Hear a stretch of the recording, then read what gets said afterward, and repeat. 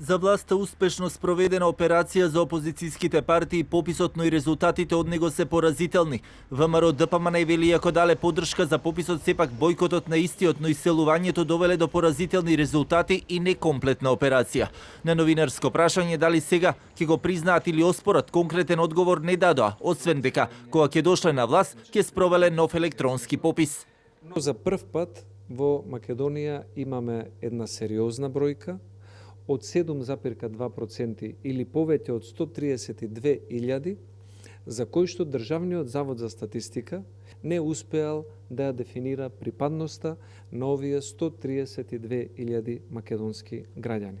Затоа сметаме дека Државниот завод за статистика не се потрудил да ги искористи податоците за да го направи овој попис да изгледа комплетен. Ваквите податоци пописот го прават некомплетен. За владеачката СДСМ пак конечно по 20 години земјата има успешно спроведен попис со како што велат 99% попишано население. Успешно спроведен попис после 20 години, за прв пат комбиниран попис кој што се спроведе во ек на пандемија со сите заштитни протоколи и исклучително успешен. Кога 99% ќе бидат попишани, тоа е резултат со кој што не може да се пофалат ни многу развиени европски држави.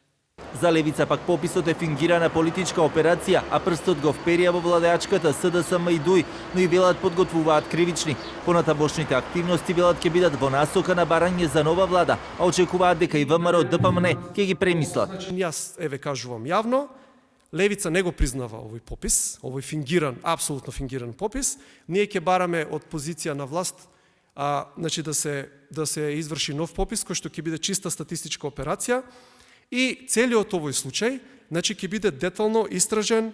И партиите од албанскиот блок, поделени од како Алијанса за албанците, посочија дека во пописот оштетени се албанците и дека виновникот има само едно име, односно како што велат ДУИ.